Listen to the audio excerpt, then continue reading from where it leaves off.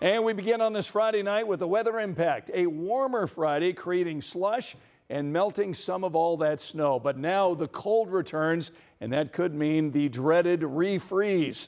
Thanks for inviting us in. It's 11 o'clock, so we're excited about the weekend. Yes. Not really excited about the weekend temperatures, though. No, because temperatures are already dropping. In fact, already down into the low 20s after highs today for most of us in the mid 30s. So yes, we did get a lot of melting, and that refreezing will be a bit of a concern early tomorrow morning. Mentioned the drop in temperature. We're down to 23 in Kokomo, holding on to 31 in Indianapolis, down to 27 degrees in Muncie. A few flurries possible overnight and early tomorrow. No accumulation expected, but it's going to be a cold start. Single digits and teens early tomorrow. Highs only near 20. All right, Angela, thanks. Tonight, Indiana lawmakers are now weighing in on recent protests that saw hundreds of Indiana students leave class. All of this is part of a nationwide demonstration against immigration enforcement and ICE activity. Tonight, our Alex Almanza is breaking down reaction and looking at questions about students' First Amendment rights. This week, Indiana high school students putting down the pencils and putting up signs. Students care about their future. We care about everything that's going on. Teens protesting against the Trump administration and the growing presence of ICE agents in cities like Minneapolis, where Border Patrol officers killed activists Alex Preddy and Renee Good. The walkouts gaining attention of some state lawmakers. Lieutenant Governor Micah Beckwith posting on X calling the walkouts, quote, unacceptable, adding, quote, Hoosier parents and children deserve better. While people like Beckwith harshly criticize the protests, others are applauding. They're motivating our democracy. Our democracy is about acknowledging dissenting voices. That's what makes us healthier.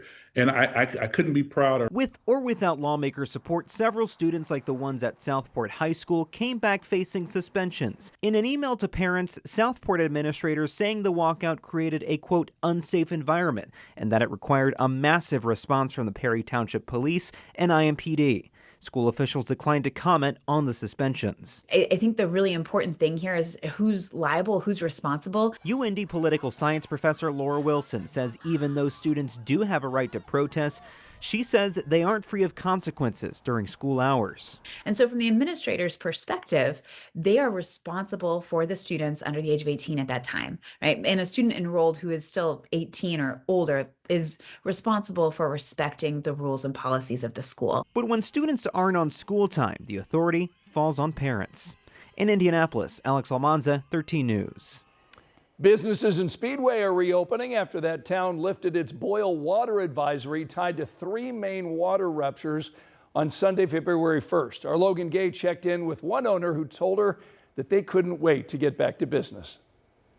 The grill is hot and the drinks are pouring at Borge and Speedway. We're cooking up some of the best burgers in the city, frying some incredible fish and chips, slinging out some great cocktails, and we're ready for a hopefully really busy weekend. The boil water advisory forced the restaurant to close, but the bakery and market stayed open. We have a really incredible service team here at the restaurant, and they were the most affected just because we weren't doing any kind of traditional dine-in service. Co-owner and chef Josh Klein says he and his staff couldn't wait to fully reopen Friday, but first they had to make sure everything was safe. We had to run every sink for about 5 minutes at least.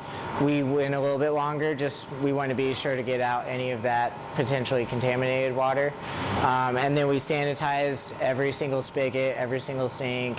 And then we're still in the process of getting our ice machine reset. Once the advisory lifted, they moved fast. We opened for dinner as quickly as we could, and we're ready to hit the ground running for brunch tomorrow. And customers showed up right away. Super special shout out to all the people who heard our call that we were not able to open the restaurant and in sort of a desperate need of bringing in revenue, and people supported us as much as they could, so it really meant the world.